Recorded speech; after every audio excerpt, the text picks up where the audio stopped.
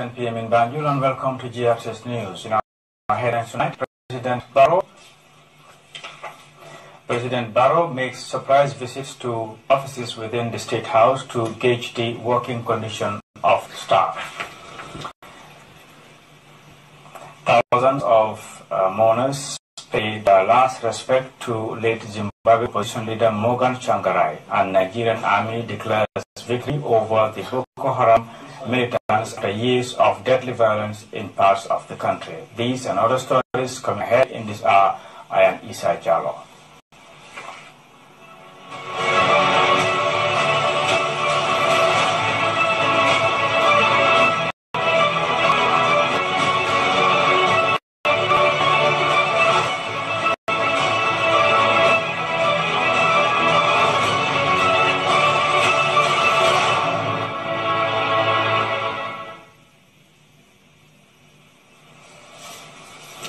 The President of the Republic, His Excellency Adam Barrow, has expressed gratitude to the former President of the Gambia, Sir Dawda Kairaba Jawara, and Lady Chilel Jawara for honoring his invitation to attend the Gambia's 53rd Independence Anniversary celebration. A press release from the State House states that the former President's attendance, despite old age, signified his desire to see democracy thrive in the Gambia, as well as provide support and encouragement to President Barrow and his administration. His presence, the release adds, brought nostalgia to many and re-echoed the desire for the Gambia to once again take its place amongst the nations that respect human rights, democracy, and the rule of law. President Barrow further said that the attendance of the former president was an honor and has demonstrated that Gambians are all one big family, no matter their political and ideological differences. The Gambian leader, through this message, thanked all Gambians and friends of the Gambia who took time to attend the celebrations. President Barrow also thanked the organizing committee, the security and armed forces for providing the much-needed security as well as the colorful march past. President Barrow further expressed gratitude to the school authorities, teachers and parents for the efforts made to get the children to participate in the march past.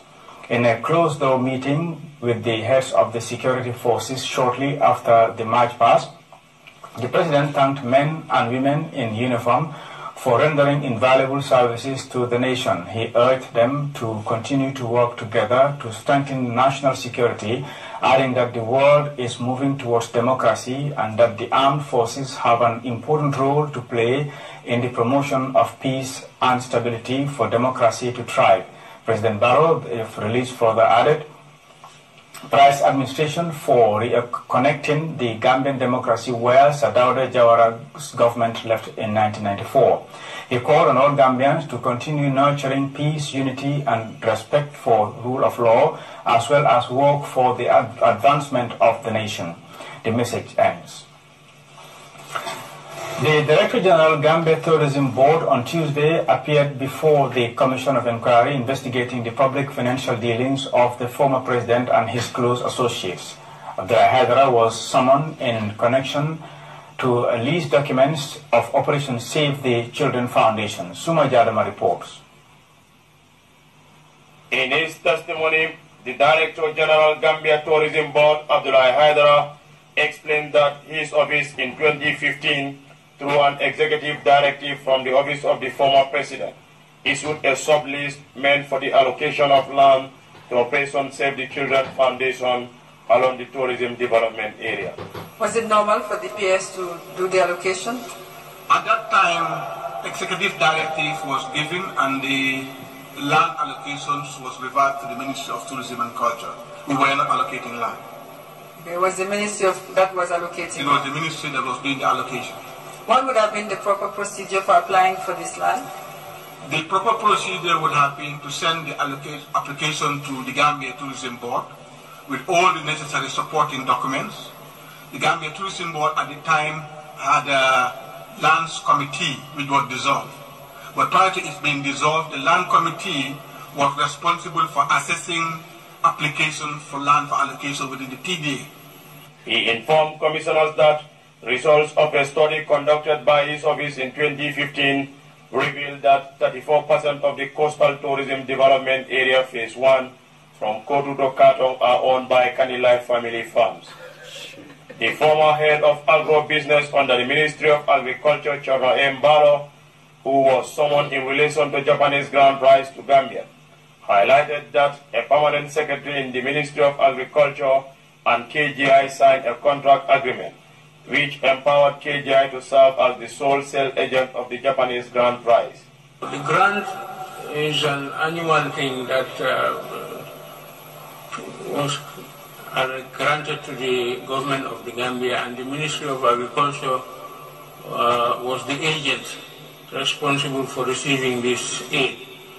The aid is mainly granted in cash by the Japanese, but then there is an agreement between the government of the Gambia and the Japanese that this cash would be handled by one of their agencies called GIX. He said the agreement have given KGI the powers to make direct deposit of sale proceeds to an account at the Central Bank of the Gambia. KGI, according to Mr. Mbalo, was contracted as the sole sale agent of the Japanese rice to Gambia when other potential companies like Saiban A. Madi and Gum Food declined to participate in the bidding process. Suma Jadama, reporting for GRTS.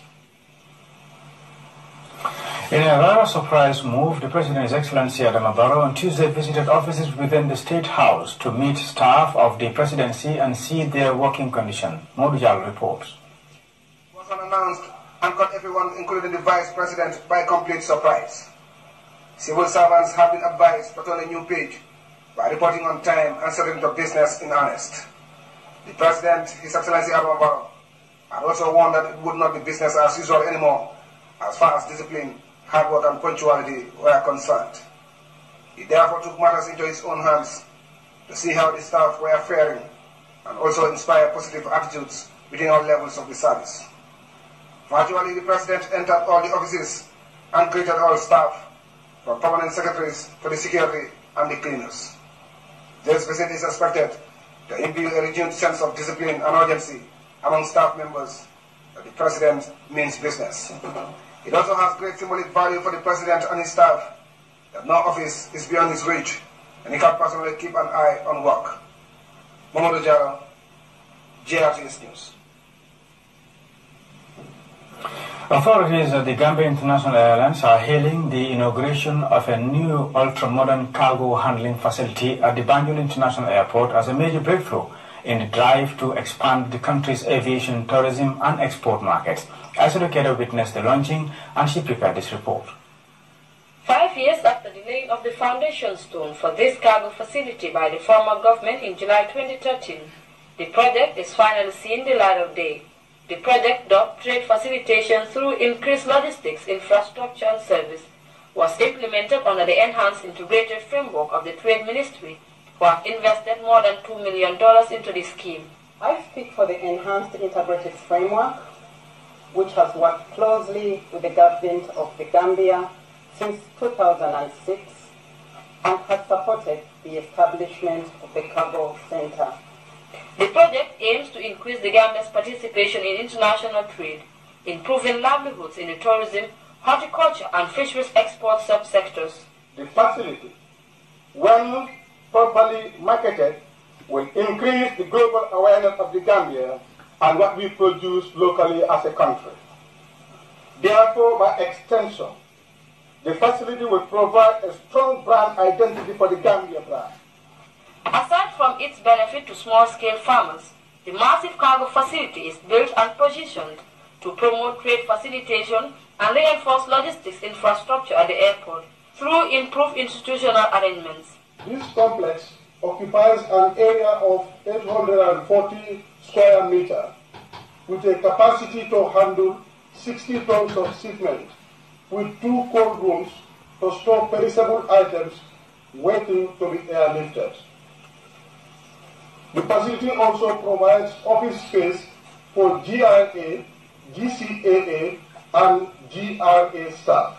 The program continues its building of human capacity and provision of support services for transparency and quality services to exporters and smallholder businesses. One of the biggest benefits of this particular complex is that it will enable GIA and its stakeholders to meet international safety and security standards in the handling of cargo.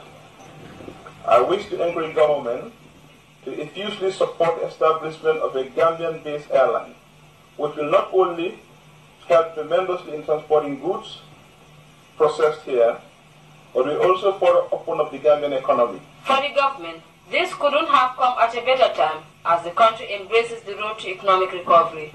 The complex is intended to expand the services of the Banjul International Airport to now include exportation, importation as well, of agricultural and fisheries products. My government, recognizing the support that the EIF has brought to the country through the Ministry of Trade and all trade-related institutions, each of the Gambia, positioning the country as an attractive freight cargo hub in the sub-region, therefore contributing to future economic development and prosperity. It is envisaged that the results of the project will stimulate both local and national economy, hence contribute to improved livelihoods in the horticultural and fisheries export sub-sectors. This is the end of the development is applause to the Banjul International Airport, which now boasts a facility to help increase the number of smallholder exporters and facilitate access to competitive and new airport infrastructure and services, boosting exports and positioning the country as an important cargo hub in the sub-region. For GRTS News, I am Aissatou Keita. Following the recent launch of the National Development Plan by the Government of the Gambia Standard Bureau of Statistics, in collaboration with the International Standard Organization, Tuesday convened a day-long validation exercise for the National Standardization Strategy 2018 to 2020. Nurulamin Sane reports. Stakeholders from public and private sectors converged to validate and standardize a strategic 3-year plan for the Gambia. The National Standardization is a customary program implemented by Gambia Standard Bureau of Statistics in partnership with the International Standard Organization. Having built our competency and experience so far, we have moved a step further by undertaking the development of a comprehensive plan called a National Standardization Strategy. This strategy is the result of a methodological identification of national priorities, taking into account economic, trade, social and environmental aspects of the country and our limited national resources. Its main objective is to normalize programs and policies to ensure quality in the implementation of national plans. The next major strategic development was to have in place a national standardization strategy that was based on consensus and prioritization of all stakeholders. The board made it a priority and approved the necessary resources for its preparation. The development of national strategies is part of activities reserved by the International Standard Organization for developing countries. This will help countries to rationalize the use of inadequate resources in standardization work. Development of the national standards constitutes a process which requires strong stakeholder involvement and the use of significant amount of resources, including human, time, and financial. In order to rationalize the use of meager resources and also meet the standardization needs of the country in the immediate and near future, one has to identify the priorities through stakeholder engagement. The National Quality Policy of the Gambia clearly defines the intentions and commitment of government in the promulgation of the national standards for all products and services in the country. Participants will discuss key developmental planning issues and priority areas for intervention before finally validating a national strategy aimed at boosting both the public and private sector for the next 3 years. Reporting for GRTS News, I am Nurulamin Sane. A 5-day sub-regional data analysis workshop on fruit flies is underway in Bigelow. The forum, organized by the Department of Plant Protection Services in partnership with ECOWAS, is aimed at providing accurate information on sustainable and effective management of fruits in West Africa. Yero Jallo was there and filed in this report.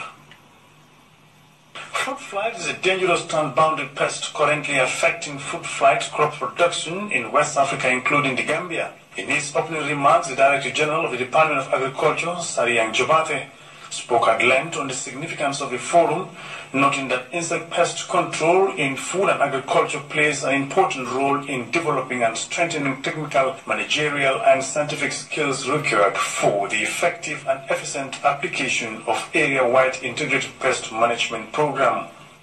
We are aware that the management of fruit flies has an integrated approach, and this by all means include the generation of surveillance data and sharing of information on time with concerned parties in private and public sectors standing. This is why the participants here today are carefully identified to be the ambassadors for fruit fly management in their respective countries. I would like to inform you that mangoes are an important source of income and contributes to our national food security. Mr. Jobate pointed out that fruit fly menace is one of the biggest challenges which make farmers lose a very high percentage of their produce due to the high fruit fly infestation levels. He described pest surveillance as one important activity that can inform policymakers to identify the best management decisions. Dr. Kim Obaji of ECOWAS urged the participants to work tirelessly to enable them map out the fruit fly zones in the entire region and manage pests appropriately. MRC The Gambia, in collaboration with Creek Africa Network, is hosting a symposium which focuses on basic infectious diseases in Africa. Participants are drawn from African countries. Aminata Sanyang reports. The scientific symposium is meant to highlight some of the latest research being conducted at the MRC Gambia unit and amplify networking among partners such as the Creek African Network, linking British and African researchers. Trying to build capacity and capacity development, but actually using some of the expertise that we have here, get people trained, and that people will come back and work in the units to continue developing the capacity locally. Medical experts are looking to increase knowledge within postdoctoral research using principles of the good study design. Selected participants came from eminent research institutions across West Africa. Really exciting about this particular type of program is that although today we've got 100 people here that are listening to the symposium, the two-day workshop that follows has 20 participants. And 12 of those 20 are from our West African neighbors. We've got six Senegalese, a couple of people from Benin, people from Mali, and we even got one person from Mauritania that's also here to participate in the workshop for 2 days, getting training, developing the research proposal, and hopefully will develop to become independent researchers. A researcher at the Pasteur Institution in Senegal, Dr. Gamfal is one of the medical scientists taking part in the engaging forum. I'm very happy to be here because I think it's a very nice initiative. I expect to improve my skills regarding grant writing and how to design a research protocol. And also I hope to develop new collaborations with African partners or partners from the Creek Francis Institute.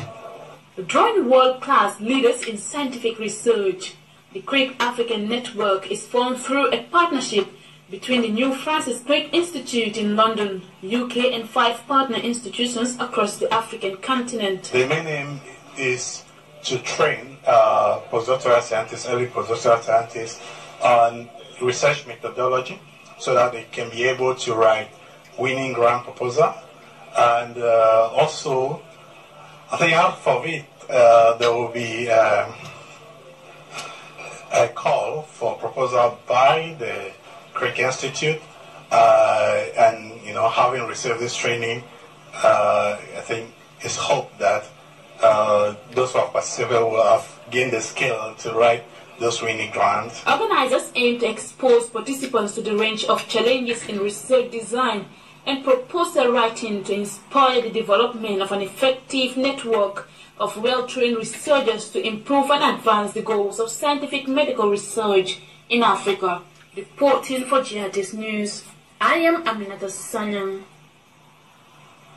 Time now for our first commercial break. The sports news is next. Stay tuned.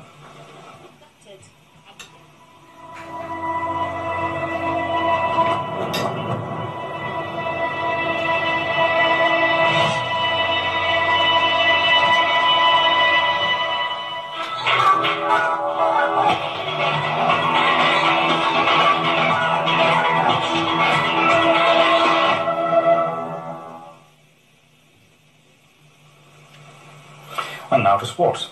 Hawks Football Club will face off against Aqua United in the second leg of the CAF Confederation Cup preliminary rounds. The Gambian side won the first leg of the encounter 2-1 in Nigeria. Modu S. Jallo previews the game for us. Hawks made a triumphant return from Nigeria last week, where they took a giant step towards qualifying for the next stage of the CAF Confederations Cup qualifiers.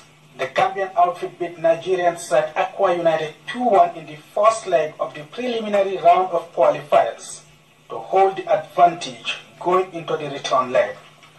The victorious Red Devils arrived back to continue preparations for the decisive midweek encounter scheduled for Wednesday, 21st at the Independence Stadium. Two first-half goals from Mohamed Jallo and Lamin Chati secured coach Ansu Fati's side a famous victory and putting the Red Devils in control. But the tie is far from over, and the Hawks gaffer is fully aware of that. The tie is still not over.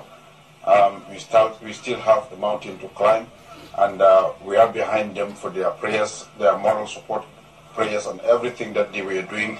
Let them continue doing for us to get to the next stage. As we know, this team is a very good team. It's one of the best teams, I could say, in the sub-region. And they play good football, but nonetheless, everybody has his own tactic. And we're looking forward for that match, and we're asking, the public's moral support. The Nigerians, who faces a must-win game to turn a 2-1 deficit, had arrived a few days ago.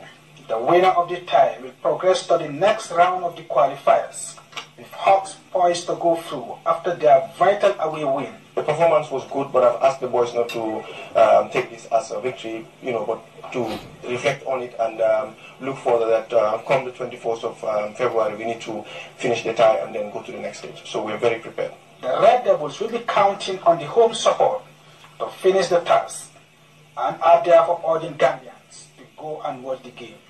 All is now set for tomorrow's showdown. Both teams, that is Hawks and Aqua United, had their final training session earlier this evening here at the Independence Stadium. All that Hawks now need is to avoid defeat in the return leg and progress to the next round of the qualifiers. And to do that, the Red Devils will count on my support and your support in order to progress to the next stage of the qualifiers. The kickoff is 6 p.m. tomorrow here at the Independence Stadium. Momodes Jallo, GRTS Sports. Morgan Shangarai was laid to rest in his hometown on Tuesday. His body left the capital Harare on Monday.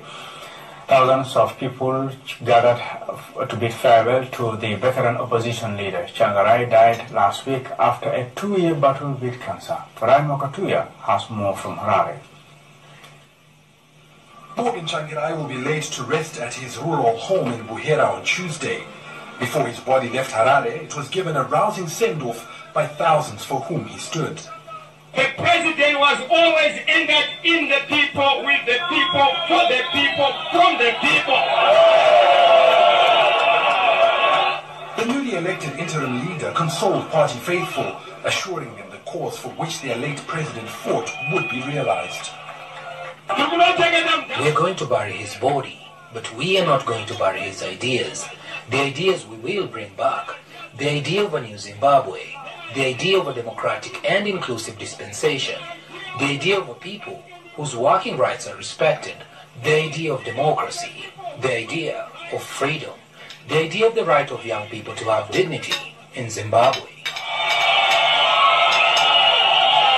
The thousands of supporters that have turned up here have vowed to protect the late leader's legacy, and they say they'll do that by delivering the 2018 election to the opposition NDCT. Changirai had forged an alliance with 6 other parties to challenge the ruling ZANU-PF in polls due later this year. The coalition will have to settle on a new flag bearer following his death. Changirai's own party, divided over his successor, is hoping to use his death as a rallying point to heal the rifts. Disappoint President Changirai. We will not let the President Changirai down. CGTN, Harare, Zimbabwe. Nigeria's military has spent the past 2 years claiming Boko Haram is defeated. The claims were repeated even as the army is battling constantly with Boko Haram, and the insurgents staged numerous suicide attacks on civilian targets. Nigeria's military has spent the past 2 years claiming Boko Haram is defeated. The claims were repeated even as the army is constantly battling Boko Haram, and the insurgents staged numerous suicide attacks on civilian targets. This time round, the Chief of Defense Staff, Tuku Buratai, spent the weekend in Sambisa Forest celebrating the fall of what the army says is Boko Haram's remaining stronghold. Again, he repeated that Boko Haram is no more and tasked his men to go after the fugitive commander of the group, Abubakar Shekau.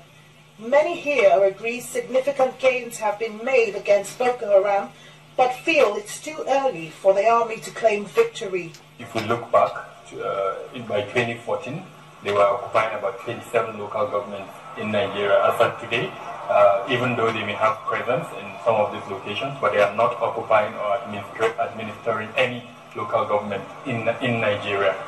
So substantial progress has been made. However, if the leadership of that group is yet to be arrested, if some of the abducted persons that we know those groups abducted are yet to be recovered, if that group is still able to carry out one-off attacks, then definitely the group is still operational. The military also announced a reward of close to $10,000 for any information leading to the arrest of Abubakar Shekau. Shekau reportedly survived the latest assault. The army says he's disguised as a woman trying to sneak through the porous borders to a neighboring country. But those claims cannot be independently corroborated. The army has made similar claims before, only for Shekau to resurface days later. There's been numerous reports on kidnappings for ransom by Boko Haram insurgents in Chad and Niger. Security experts think Boko Haram could be using this to finance itself for a possible comeback. They will kidnap locals and collect ransom in Naira. I mean, for a right-thinking person, it would indicate that this money is meant to be used in Nigeria. Naira is not being spent in Niger. So if they are collecting ransom in Nigeria, that means they are going to spend it in Nigeria. So that means an avenue of funding is left unchecked. The army says it will pursue Boko Haram in their new hideouts in the islands in Lake Chad. Boko Haram is blamed for killing tens of thousands and displacing millions in the northeast. More than 1,000 of their associates are currently facing prosecution in a military court in central Nigeria. Kelechi Emekalam, CGTN, Abuja, Nigeria. Nigeria's military. And before we take leave of you, a recap of today's main stories. President Barrow has made surprise visits to offices within the State House to gauge the working condition of staff. Gambia Tourism Board DG has appeared before the Janneh Commission to shed light on leased documents of Operation Save the Children Foundation. Thousands of mourners have paid their last respect to the late Zimbabwean opposition leader Morgan Tsvangirai. And Nigerian army has declared victory over the Boko Haram militants after years of deadly violence in parts of the country. That was all in this edition of the news. Thanks for the pleasure of your company. I am Isa Jallo. Have a peaceful and pleasant night.